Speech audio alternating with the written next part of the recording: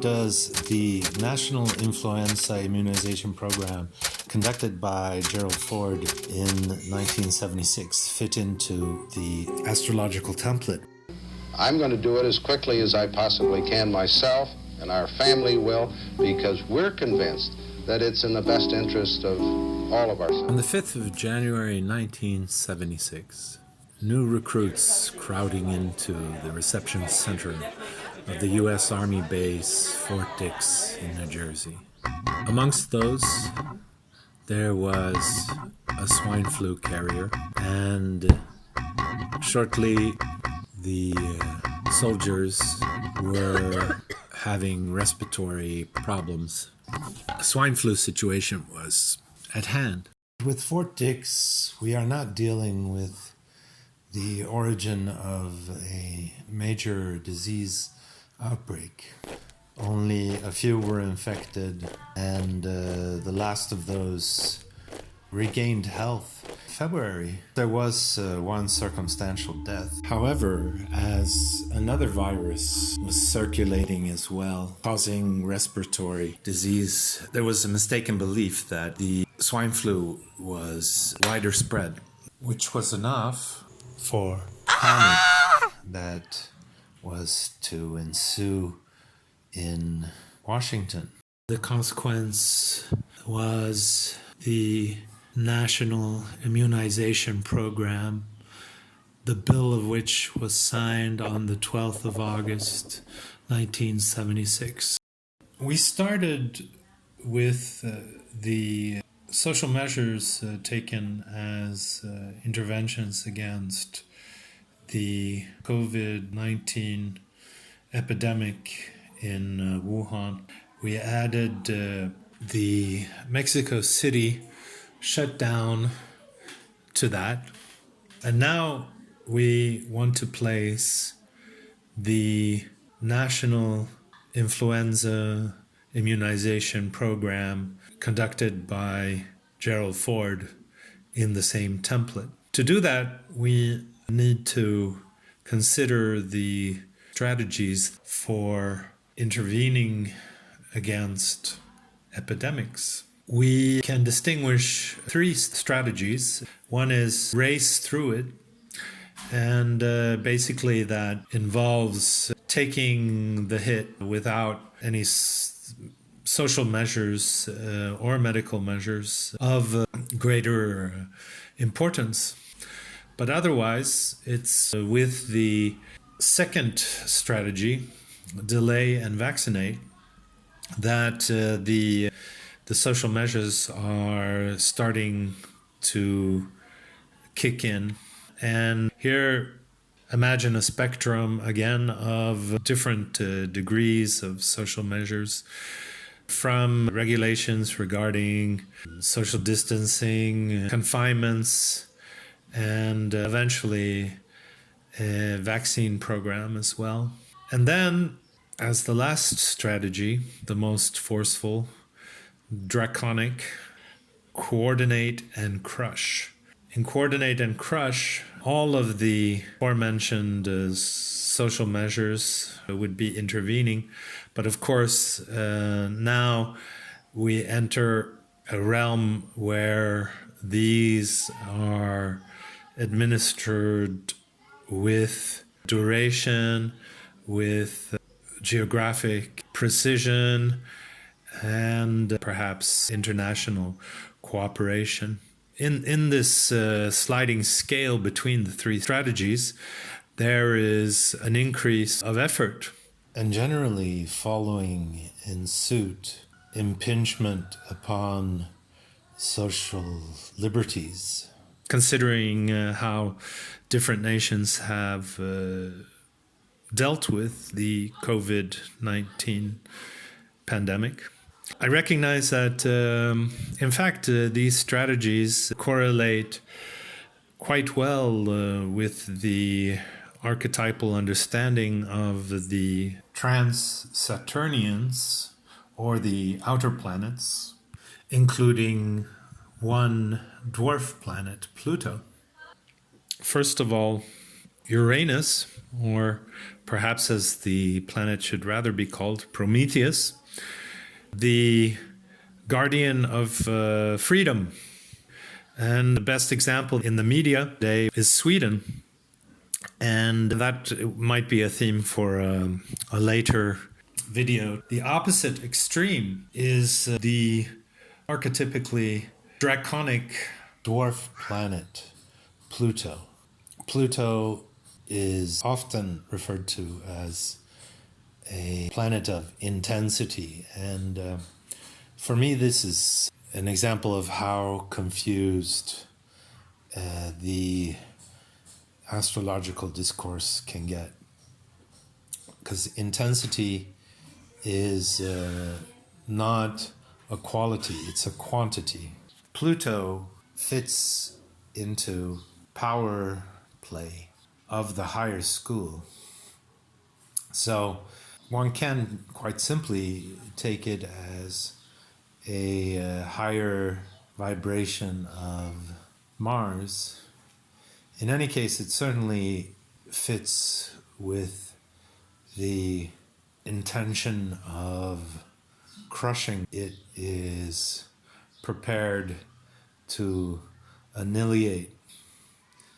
Finally, in the middle ground, fitting with delay and vaccinate, Neptune. This strategy is often regarded as something of the ideal. And Neptune is frequently associated exactly with the ideal. However, in this case, the delay part of it is often an action put in place to be able to acquire more knowledge regarding treatments and hopefully a vaccine.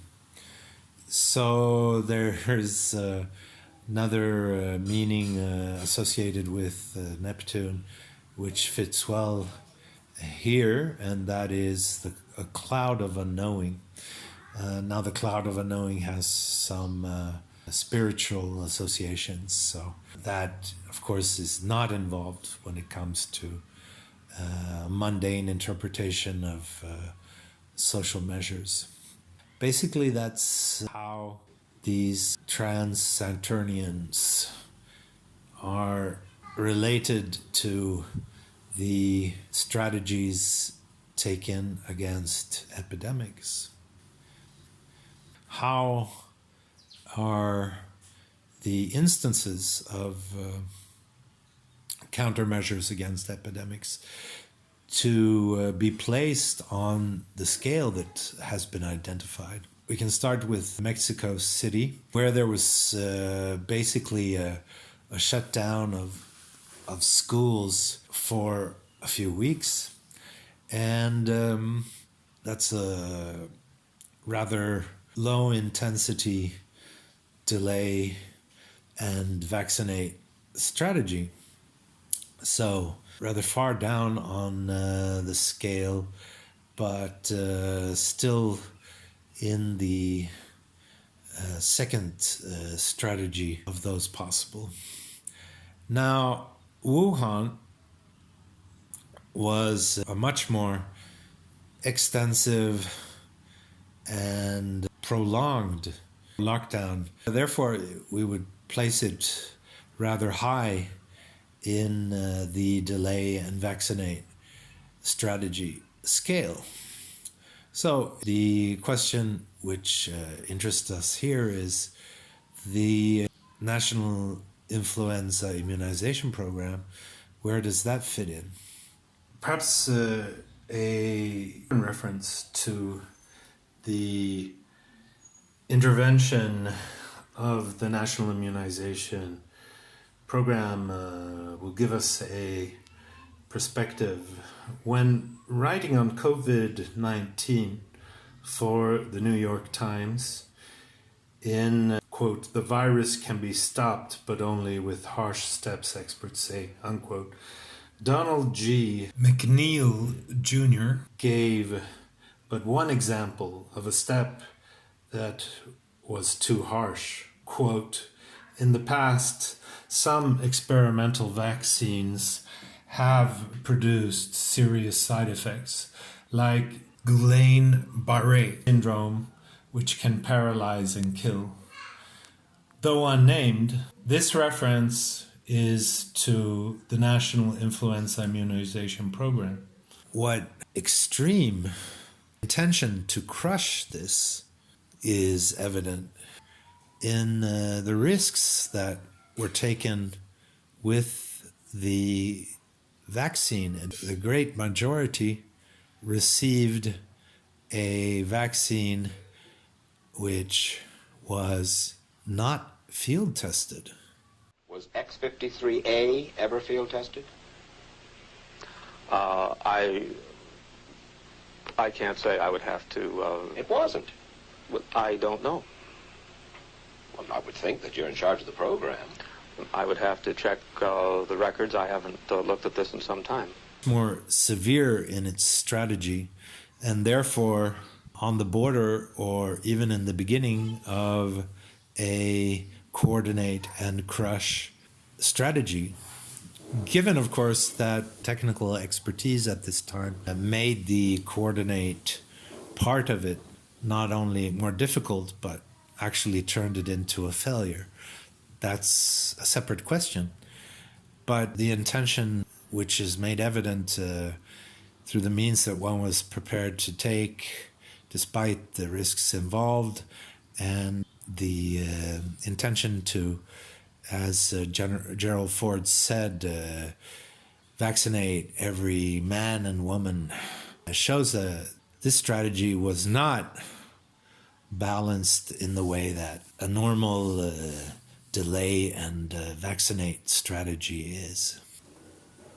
Well, that means that instead of a configuration with Neptune, which we expect in a regular delay and vaccinate strategy, we expect Pluto to be involved in the astrology.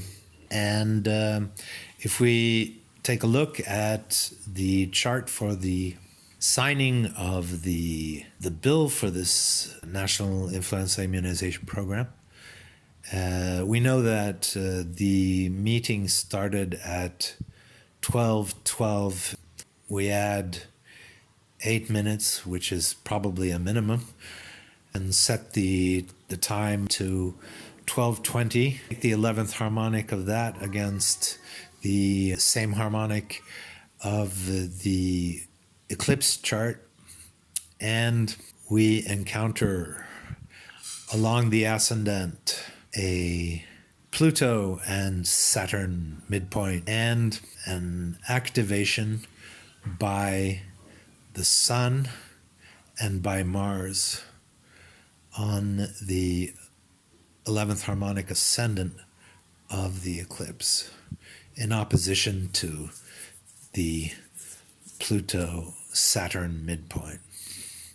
This is a perfect fit for the astrological template which we have presented, and that means that we have yet another instance of our model for intervention against epidemics. And that ends yet another video to continue this series, and I hope you enjoyed it.